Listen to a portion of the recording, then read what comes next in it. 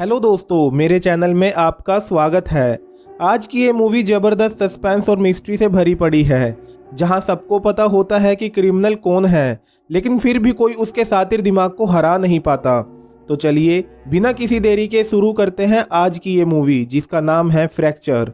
Movie की शुरुआत में हम टेड नाम के एक आदमी को देखते हैं, जो एक एयरक्राफ्ट इंजीनियर है और लॉस एंजलिस की एक बड़ी एयरक्राफ्ट कंपनी में काम करता है। फिलहाल टेड एक प्लेन क्रैश की इन्वेस्टिगेशन कर रहा होता है, जहां पर वो अपने साथियों को प्लेन क्रैश होने की वजह बताता है और अपने इन्वेस्टिगेशन रिपोर्ट को बोर्ड पर लगाकर बिना किसी कंप्यूटर आउटपुट का वेट करे अपनी स्पोर्ट्स कार में बैठकर वहां से निकल जाता है, क्योंकि टेड के साथ साथ सभी लोगों को भी अच्छी तरह से पता था कि टेड की कैलकुलेशन कभी भी गलत नहीं होती। अब अगले सीन में टेड की वाइफ जेनिफर को दिखाया जाता है, जिसका एक पुलिस ऑफिसर रॉबर्ट के साथ अफेयर चल रहा था और वो दोनों सभी से छुपकर एक होटल में टाइम स्पेंड करने आया करते थे। तभी हम टेड को देखते हैं, जो इस होटल से कुछ दूरी पर अपनी कार को पार्क करता है और होटल के अंदर आ जाता है, जहां उसकी वाइफ जेनिफर रॉबर्ट के साथ पूल में नहा रही थी। और टेड उन्हें देख लेता है, लेकिन वो इन दोनों को इग्नोर करके एक रूम में आ जाता है और बेड को घूरने लगता है, जिस पर कुछ देर पहले उसकी वाइफ और रॉबर्ट इंटीमेट हुए थे। अब शाम होते ही जेनिफर अपने घर पहुंचती है और टेड को वहां पर पहले से देखकर शॉक हो जाती है, क्योंकि टेड हमेशा लेट ही घर आया करता था।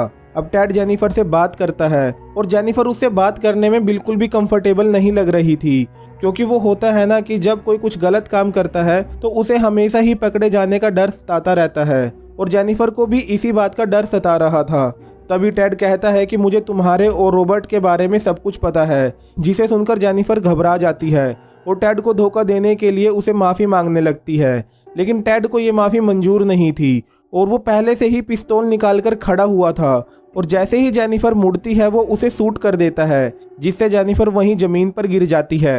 अब गोली की आवाज़ सुनकर टेड के गार्डन में काम कर रहे सभी लोग डर जाते हैं और टेड के घर की तरफ आने लगते हैं और डोर को खटखटाते हैं। ये देखकर टेड घर के अंदर से ही डोर की तरफ 3 और राउंड फायर करता है, जिससे वो लोग डरकर वहां से भाग जाते हैं। इसके बाद टेड चलाई गई सभी गोलियों की कैसिंग को उठाकर एक जगह पर रख देता है और अपने पहने हुए कपड़ों को उतारकर आग लगा देता है और बाथरूम में जाकर गर्म पानी से खुद को क्लीन करता है। अब तब तक उसके घर से भागे हुए लोगों ने इस सब की खबर पुलिस को दे दी थी और उन्हें ये लग रहा था कि जरूर टेड के घर में कोई शूटर घुस गया है। इसके बाद पुलिस भी उसके घर पर पहुंच जाती है, जिनमें ऑफिसर रॉबर्ट भी था। रॉबर्ट एक होस्टेज नेगोशिएटर था। वो टेड से बात करके खुद अकेले घर के अंदर आ जाता है। अब तक रॉबर्ट को ये नहीं पता था कि टेड जेनिफर का हस्बैंड है और ये उसी का घर है। खैर, अंदर आने पर रॉबर्ट टेड को उसकी गन को नीचे रखने के लिए बोलता है और टेड के कहने पर वो खुद भी अपनी गन को नीचे रख देता है, जिसके बाद दोनों में बातें होने लगती हैं और टेड रॉबर्ट को बताता है कि मैंने अपनी वाइफ की गोली मारकर हत्या कर दी है।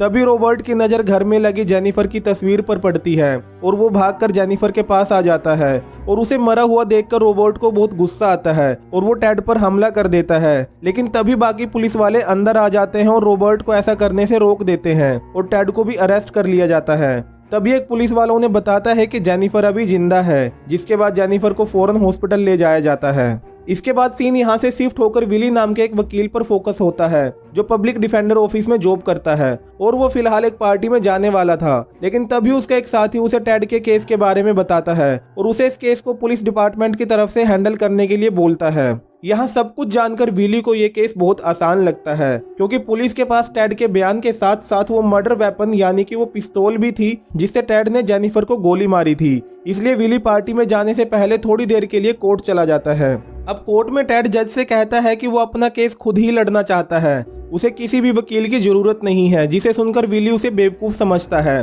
क्योंकि विली आज तक कोई भी केस नहीं हारा था और उसे पूरा यकीन था कि वो टेड को बड़ी ही आसानी से हरा देगा और सारे सबूत भी टेड के खिलाफ थे। इसलिए विली को भी इससे कोई ऐतराज नहीं था। फिर टेड जज को जल्दी से जल्दी उसका केस शुरू करने के लिए बोलता है और जज उन्हें नियर फ्यूचर की डेट दे देते हैं। अब विली जैसे ही कोर्ट से बाहर निकलता है तो रॉबर्ट उससे मिलता है। वो विली से कहता है कि तुम्हें ये केस इतना लाइटली नहीं लेना चाहिए, क्योंकि टेड के दिमाग में जरूर कुछ ना कुछ चल रहा है। विली कहता है कि वो कोई वकील नहीं है और सारे सबूत भी उसके खिलाफ हैं, इसलिए उसके जीतने की कोई उम्मीद नहीं है। इसके बाद विली पार्टी में पहुंच जाता है, जहां उसे उसकी नई बॉस निकी मिलती है, जो विली को हायर करके काफ़ी खुश थी, क्योंकि विली बहुत ही काबिल वकील था। तभी विली के पास टेड के केस पर काम कर रहे एक ऑफिसर का कॉल आता है वो कहता है कि फोरेंसिक टीम ने ये कंफर्म किया है कि जो गन टैड के घर से मिली है वो कभी चली ही नहीं, मतलब उस गन से जेनिफर को शूट नहीं किया गया। और विली कहता है कि जिस गन से जेनिफर को गोली मारी गई वो गन भी जरूर टैड के घर पर ही होगी, इसलिए वो उन्हें फिर से उसके घर पर सर्च करने के लिए कहता है। अब अगले दिन विली फोरेंसिक टीम के साथ फिर से टैड के घर पर छानबीन करने जाता है, लेकिन काफ़ी ढूंढने के बाद भी उन्हें वहां पर कोई गन नहीं मिलती। और एक ऑफिसर विली को बताता है कि हमें टैड के कपड़ों पर कोई बुलेट पाउडर या फिर ब्लड नहीं मिला है, और जो 4 बुलेट केसिंग उन्हें घर से मिले थे उन पर भी टैड के फिंगरप्रिंट्स नहीं थे। और विली उसे कहता है कि आसपास के लोगों के अकॉर्डिंग गन फायर होने के बाद टैड घर से बाहर नहीं गया था, इसलिए वो गन हमें इसी घर में मिलेगी, इसलिए तुम ध्यान से देखो। इसके बाद विली अपने ऑफिस आ जाता है जहां उसे टैड की केस फाइल मिलती है, और टैड ने इस फाइल के हर पेज पर नो लिख दिया था, जिसे देखकर विली काफी फ्रस्ट्रेट हो जाता है और टैड से मिलने जाता है। लेकिन उधर टैड को अपने केस की कोई फिक्र नहीं थी, बल्कि वो उल्टा विली से ही सवाल पूछने लगता है। वो कहता है कि मुझे पता है कि तुम आज तक कोई केस नहीं हारे, और वो विली को उसके लिए केस लड़ने के लिए कहता है, जिसके बदले वो उसे बहुत पैसे देगा, लेकिन विली उसे ऐसा करने से मना कर देता है। अब कहानी सीधा कोर्ट में आ जाती है, जहां विली एक के बाद एक विटनेस को बुलाकर उनसे पूछताछ करने लगता है, लेकिन टैड बिना किसी टेंशन के वहां एक मशीन का डायग्राम बनाने में लगा हुआ था, और वो किसी भी विटनेस से कोई भी क्रॉस क्वेश्चन नहीं करता। अब लास्ट में विली रॉबर्ट को विटनेस बॉक्स में बुलाता है, और वो कोर्ट को बताता है कि टैड ने अपनी वाइफ को शूट करने की बात उसके सामने कबूल की थी। लेकिन तभी टैड खड़ा होता है और सबके सामने कहता है कि इस पुलिस ऑफिसर का तो मेरी वाइफ के साथ अफेयर चल रहा था, इसलिए इसकी गवाही मानी नहीं जानी चाहिए। जिसे सुनते ही जज, विली और कोर्ट में मौजूद सभी लोग शॉक हो जाते हैं, क्योंकि रॉबर्ट ने अभी तक ये बात सभी से छुपाई हुई थी, और टैड ने सबके सामने इस बात का खुलासा कर दिया था, जिसकी वजह से रॉबर्ट सबके सामने शर्मिंदा हो जाता है और गुस्से में टैड पर अटैक कर देता है। लेकिन वहां पर खड़े पुलिस ऑफिसर रॉबर्ट को पकड़ लेते हैं। अब इसके बाद जज इस ट्रायल को यहीं पर रोक देती है और विली और टैड को अपने ऑफिस में बुला लेती है, जहां टैड कहता है कि मेरे पास इस बात के काफ़ी सबूत हैं जो ये बात साबित करते हैं कि पुलिस ऑफिसर रॉबर्ट का मेरी वाइफ के साथ अफेयर चल रहा था, और आज की तरह ही रॉबर्ट ने उस रात भी मुझे मारने की कोशिश की थी, और मुझे रॉबर्ट से जान का खतरा था, इसलिए मैंने कन्फेस किया था, लेकिन मैंने अपनी वाइफ को शूट नहीं किया है।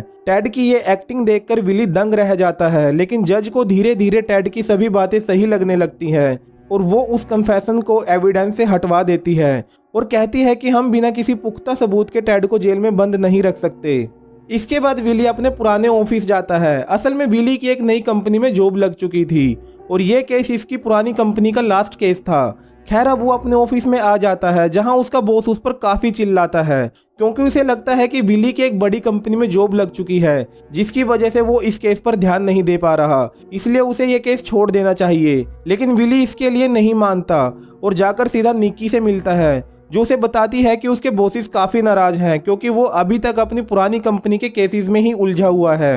अब अगले दिन विली फिर से अपने पुराने ऑफिस में जाता है और अपने बॉस से कहता है कि वो टैड के केस पर काम करना चाहता है। पहले तो उसका बॉस उसे ये केस देने से मना कर देता है, लेकिन विली उसे प्रॉमिस करता है कि वो अपना पूरा ध्यान इस केस पर लगाएगा और मुजरिम को सलाखों के पीछे पहुंचाकर ही रहेगा। जिस पर उसका बॉस उसे कहता है कि अगर वो ये केस हार गया तो शायद उसे अपनी नई जॉब से हाथ धोना पड़े और पुरानी से भी, इसलिए अच्छा होगा वो ये केस छोड़कर अपनी नई जॉब पर ध्यान दे। लेकिन विली फिर भी ये केस लड़ना चाहता था, इसलिए उसे फिर से ये केस मिल जाता है। इसके बाद विली फिर से पुलिस ऑफिसर के पास जाता है और अभी तक मर्डर वेपन नहीं ढूंढ पाने की वजह से उस पर गुस्सा करता है और उसे फिर से टैड के घर की तलाशी लेने के लिए कहता है। और वहां से निकलकर विली रॉबर्ट से मिलने जाता है, जो अब डिप्रेशन का शिकार हो चुका था, क्योंकि ये बात सामने आने से उसकी बीवी और उसके बच्चे उसे छोड़कर जा चुके थे। और विली उसे उस होटल के बारे में पूछता है जहाँ पर वो अक्सर जेनिफर से मिला करता था, और होटल का एड्रेस मिलने पर विली सीधा होटल में जाता है और उस रूम में चेक करता है जहां पर वो दोनों मिला करते थे, लेकिन उसे वहां पर कोई सबूत नहीं मिलता, क्योंकि होटल वाले रोज रूम को साफ किया करते थे। और फिर वो होटल से उस दिन की सीसीटीवी फुटेज लेता है और टैड के ऑफिस में पहुंच जाता है। और जब वो टैड के डेस्क और कंप्यूटर को चेक कर रहा था, तभी टैड जेल से उसे फोन करता है और उसका मजाक उड़ाता है और उसे कहता है कि तुम ये केस हारने वाले हो। अब हताश होकर विली सभी ऑफिसर को लेकर एक बार फिर से टेड के घर में छानबीन करने जाता है और इस बार भी उसे वहां पर कोई सुराग नहीं मिलता। अब कोई और रास्ता ना मिलने पर विली जेनिफर से मिलने हॉस्पिटल में जाता है और उसके होश में आने का वेट करने लगता है, लेकिन डॉक्टर उसे बताती है कि जेनिफर को काफी पास से शूट किया गया है और उसको होश में आने में कितना टाइम लगेगा हम कुछ नहीं बता सकते और हो सकता है कि होश में आने पर भी वो कुछ बोल ना पाए। अगले दिन विली निकी के घर फैमिली लंच पर जाता है क्योंकि वो दोनों एक दूसरे को पसंद करने लगे थे और वहां पर निकी का भाई टेड के केस के बारे में बात करने लगता है और विली कहता है कि वो ये केस जीत कर ही रहेगा, जिसे सुनकर निकी शॉक हो जाती है क्योंकि विली अभी तक अपनी पुरानी जॉब के केसेस पर ही उलझा हुआ था, जिसकी वजह से उन दोनों में बहस हो जाती है। और तभी निकी का पिता जो एक जज है विली से कहता है कि अगर तुम ये केस इंसाफ के लिए लड़ना चाहते हो तो तुम्हें ये केस जरूर लड़ना चाहिए। उसी रात रॉबर्ट विली से मिलता है और कहता है कि एविडेंस रूम में उसकी जान पहचान का एक ऑफिसर है जो उनके कहने पर मर्डर वेपन जैसी एक गन प्लांट कर सकता है जिससे वो लोग टेड को फंसा सकते हैं, लेकिन विली ऐसा करने से साफ साफ मना कर देता है क्योंकि वो झूठ का सहारा लेकर इस केस को जीतना नहीं चाहता था। इसके बाद वो होटल की रिकॉर्डिंग देख रहा था लेकिन उसे वहां पर कुछ नहीं मिलता और तभी उसे रॉबर्ट का कॉल आता है जो उसे बताता है कि एविडेंस रूम में टेड के खिलाफ नकली गन को प्लांट कर दिया गया है। अब अगले दिन विली प्लान बनाता है जिसमें उसके साथी को कोर्ट रूम में आकर ये बोलना है कि उन्हें वेपन मिल गया। इसके बाद कोर्ट का सीन दिखाया जाता है जहां टेड जज को उसे छोड़ देने के लिए कहता है क्योंकि उसके खिलाफ अभी तक कोई सबूत नहीं मिला था और जज विली को कोर्ट में सबूत पेश करने के लिए कहती है और विली अकॉर्डिंग टू प्लान अपने साथी को कॉल करने लगता है, लेकिन वो झूठ का सहारा लेकर केस को जीतना नहीं चाहता था, इसलिए वो अपने प्लान को कैंसिल कर देता है और वो जज से कहता है कि मेरे पास इस केस से रिलेटेड कोई स्ट्रॉन्ग एविडेंस नहीं है और इस बात को सुनकर जज टेड को रिलीज करने का ऑर्डर दे देती है और विली ये केस हार जाता है, जिसके बाद सभी लोग कोर्ट रूम से बाहर चले जाते हैं, लेकिन विली अकेला वहीं पर बैठा रहता है और तभी उसे बाहर से गोली चलने की आवाज़ आती है और जब विली बाहर आकर देखता है तो रॉबर्ट ने अपनी सर्विस गन से खुद को गोली मारकर सुसाइड कर ली थी, जिसे देखकर विली बहुत दुखी हो जाता है। लेकिन टेड को इस सब से कोई फर्क नहीं पड़ता और वो विली को एक स्माइल देकर वहां से चला जाता है। अब टेड वहां से अपनी गन को रिसीव करके अपने घर वापस आ जाता है। अब इस केस को हारने की वजह से विली का कैरियर पूरी तरह से बर्बाद हो चुका था और अब वो जेनिफर के होश में आने का वेट करने लगता है और हॉस्पिटल में ही सो जाता है। जब अगली सुबह उसकी आंख खुलती है तो टेड उसके सामने खड़ा था और तभी विली को याद आता है कि टेड अभी भी जेनिफर का हस्बैंड है और वो चाहे तो डॉक्टर्स को बोलकर उसका वेंटिलेटर हटवा कर उसे खत्म कर सकता है। इसलिए वो भागता हुआ निकी के पास आता है और उससे हेल्प मांगता है जिससे वो किसी भी तरह से जेनिफर को बचा सके, जिसके जवाब में निकी उसे इग्नोर करते हुए कहती है कि जेनिफर के मरने से या बचने से उसे या उसकी लॉ फर्म को कोई फर्क नहीं पड़ता।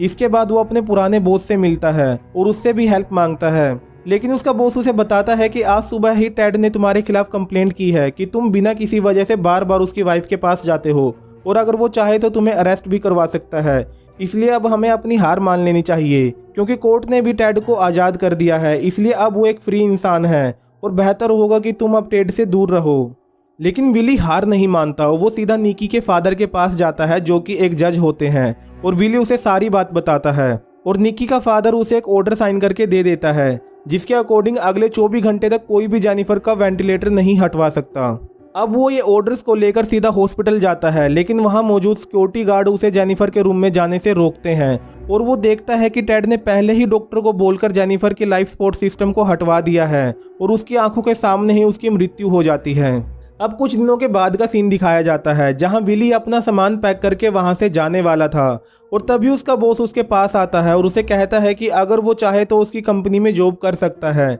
लेकिन विली उसे कहता है कि अब उसे लॉ फर्म में जॉब नहीं करनी क्योंकि उसे अब कानून पर हंसी आने लगी है, क्योंकि एक सबूत न मिलने की वजह से टेड जैसा एक खूनी आराम से घूम रहा है। जिस पर उसका बॉस उसे कहता है कि जेनिफर की मौत टेड की गोली से नहीं बल्कि वेंटिलेटर को हटाने की वजह से हुई है और टेड पर मर्डर का नहीं बल्कि अटेम्प्ट टू मर्डर का केस था। अब अपने बॉस से बातें करके विली को फिर से लगने लगता है कि वो टेड को सजा दिलवा सकता है, इसलिए वो फिर से पुलिस ऑफिसर से मिलता है और तभी विली के फ़ोन पर एक कॉल आता है और विली और ऑफिसर का फ़ोन सेम होने की वजह से वो ऑफिसर उसका कॉल उठा लेता है और तभी विली को टेड का सारा गेम समझ में आ जाता है। असल में टेड ने सेम मॉडल की गन खरीदी थी जो कि पुलिस ऑफिसर रॉबर्ट यूज़ किया करता था और उस दिन होटल में वो रॉबर्ट की गन के साथ अपनी गन एक्सचेंज करने ही गया था। मतलब जब उसने जेनिफर को शूट किया था तो उसके हाथ में रॉबर्ट की गन थी और आपको याद होगा जब रॉबर्ट टेड के घर में पहुंचा था तो उन दोनों ने अपनी अपनी गन टेबल पर रख दी थी, और जब रॉबर्ट जेनिफर की बॉडी को देखकर उसके पास गया था तो टेड ने फिर से उन गन को बदल दिया था, और इसी वजह से पुलिस को टेड के घर में एक ही गन मिली थी जिससे कोई गोली चली ही नहीं थी, जबकि जिस गन से जेनिफर को गोली मारी गई थी वो गन तो हमेशा से ही रॉबर्ट के पास थी। अब ये सब जानने के बाद विली टेड के घर पर जाता है और उसकी प्लान की तारीफ करने लगता है, जिसके जवाब में टेड उसे सब कुछ बताता है कि उसने कैसे क्या किया, और उसे कहता है कि मेरी कैलकुलेशन कभी गलत नहीं होती, मैंने एक ही गोली से 2 लोगों को मार दिया, लेकिन तुम और तुम्हारा लीगल सिस्टम मेरा कुछ नहीं बिगाड़ पाए क्योंकि तुम्हें कभी कोई एविडेंस ही नहीं मिला। और तभी विली कहता है कि अब एक एविडेंस मिल चुका है, जो है वो गोली जिसे डॉक्टर जेनिफर की बॉडी से जीते जी नहीं निकाल पाए थे, लेकिन उसके मरने के बाद अब वो गोली उसकी बॉडी से निकाली जा चुकी है और मैं तुम्हें उस गोली के थ्रू सजा दिलवा सकता हूँ। लेकिन टेड हंसते हुए उसे कहता है कि इस देश में किसी इंसान पर एक ही क्राइम के लिए 2 बार केस नहीं किया जा सकता। और तभी विली टेड को कहता है कि बस यही तुम्हारी कैलकुलेशन गलत हो गई, क्योंकि पहले तुम्हारे ऊपर अटेम्प्ट टू मर्डर का केस था और उस समय जेनिफर जिंदा थी, लेकिन अब जेनिफर मारी जा चुकी है, इसलिए अब मैं तुम्हारे ऊपर मर्डर का केस करूंगा। जिसे सुनकर पहली बार टेड की हालत खराब होने लगती है और वो विली को अपने घर से बाहर निकलने के लिए कहता है। अब मूवी की एंडिंग में हम फिर से टेड को कोर्ट रूम में देखते हैं, जो अपने साथ काफ़ी महंगे वकीलों को लाया था, और दूसरी तरफ विली अकेला खड़ा था, लेकिन इस बार वो काफ़ी कॉन्फिडेंट था। और इसी के साथ ये ज़बरदस्त क्राइम सस्पेंस मूवी ख़त्म हो जाती है। तो दोस्तों ये थी फ्रैक्चर मूवी की कहानी। उम्मीद करता हूँ आपको पसंद आई होगी। अगर पसंद आई है तो वीडियो को लाइक करें और साथ ही साथ चैनल को सब्सक्राइब करना और बेल आइकन को दबाना बिल्कुल ना भूलें। तो चलिए मिलते हैं अगली वीडियो में एक नई मूवी की कहानी के साथ। तब तक के लिए बाय बाय।